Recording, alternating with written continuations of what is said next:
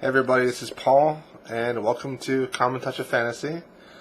We have a new location today. I decided to turn my webcam around, show some of my bookshelves behind me.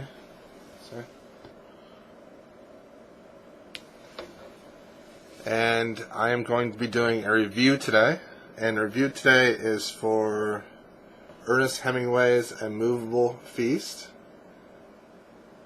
A Moveable Feast is a book that was published posthumously after Hemingway died. It was a few years after. His wife edited it and put it together and then published it. It is a memoir of when Hemingway lived in Paris when he was younger, in his 20s. It was during the time of 1921 to 1926. While he lived in Paris, there was a bunch of other expatriated writers that were living in Paris but weren't actually from Paris, and he had friendships and relationships and acquaintances with quite a few of these writers. Some of these writers consist of James Joyce, F. Scott Fitzgerald, Gertrude Stein, Ezra Pound, Ford Madox Ford, Ernest Walsh, Evan Shipman, and many others. Hemingway and his friends talk about different books, and they talk about them writing and their struggles with writing while drinking a lot and sitting in small French cafes. Also, Hemingway's first wife, Hadley, is very integral in his young life and his writing career in Paris at that time. So I absolutely loved this book. I actually gave it a 5 out of 5 because it's the first book that I've read this year that I've given a perfect score for what I call the heart and mind aspect of a book. It's either something that makes me think a lot or something that really touches me emotionally. And this book actually touched me emotionally. And I will explain why throughout this entire review. So why should you read this book? If you are a lover of books or you're interested in writing at all, I think that you should give this book a chance. Hemingway is just a very young writer during this book. He's in his 20s, and he's trying to find his unique writing voice. And it's interesting to watch him go and borrow books from a woman called Sylvia Beach, who runs the Shakespeare and Company book store. And she loans out books to Hemingway. And he reads all these books from well-known authors during that time and times of past. And he's trying to find out what kind of author he is. And then Hemingway will go to like the cafes and he'll sit down with a pad and a pencil and he'll just start writing and see what comes out.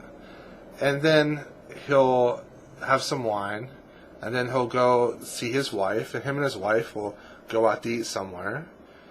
And then they'll come home and he'll read for the rest of the night, and then they'll go to bed and they'll make love. It's the perfect life for a writer during that time.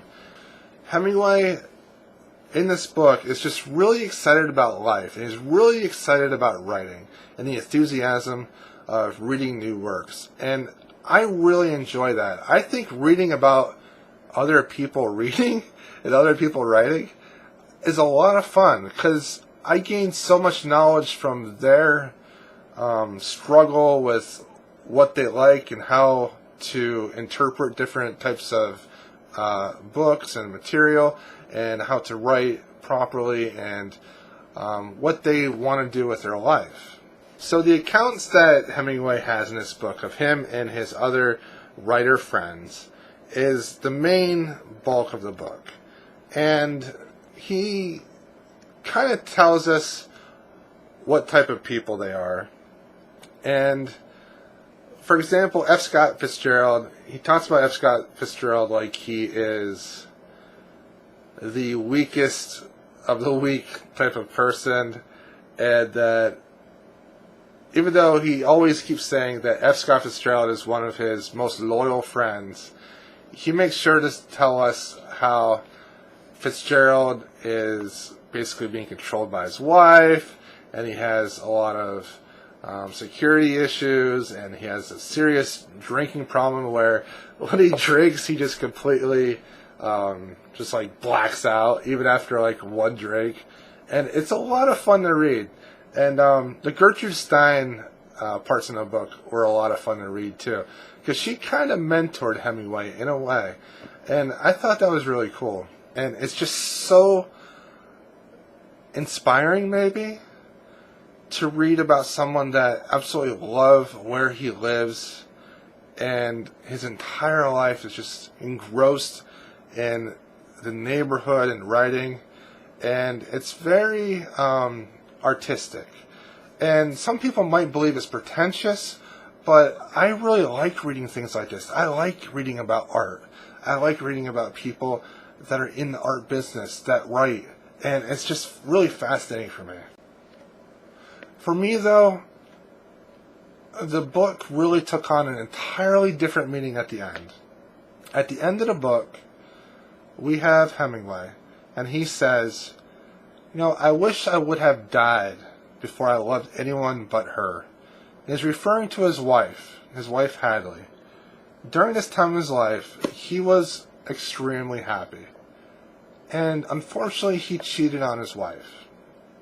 Before this line, the book is all about a cheerful portrayal of a young man's life and his writing. After this line, the entire book changes.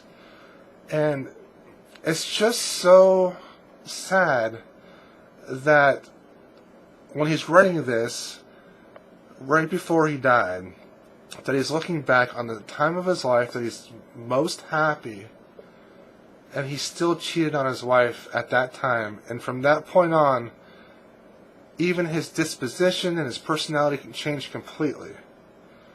And it really showed me to cherish that moment of happiness and do everything that you can to keep that happiness. Do not mess it up. Hemingway, he died from suicide. And he suffered from a mental illness that was because he had the inability to metabolize iron in his system. And it got progressively worse as he aged. It affected his mind and affected his health tremendously. And it's just so sad because also his father had the same illness and he committed suicide. And then also his sister and brother had the same illness and they both committed suicide.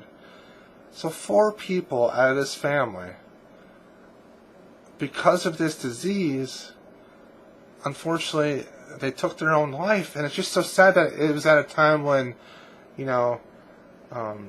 mental illness was so new and people really didn't know how to deal with it. And if it was today,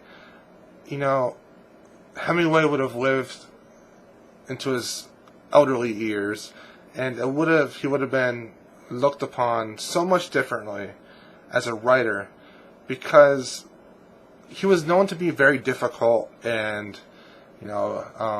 almost rude and condescending later on in his life, because of his illness and because of the way he felt. And it's just so sad to me, and this is why I gave this book a 5, because it really impacted me emotionally.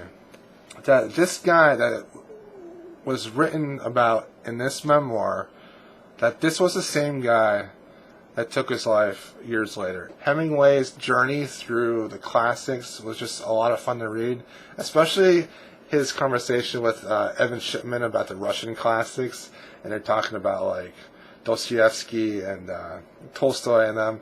And that's just a great chapter. It's so much fun. The life that he had in Paris is so simple, but yet so blissful.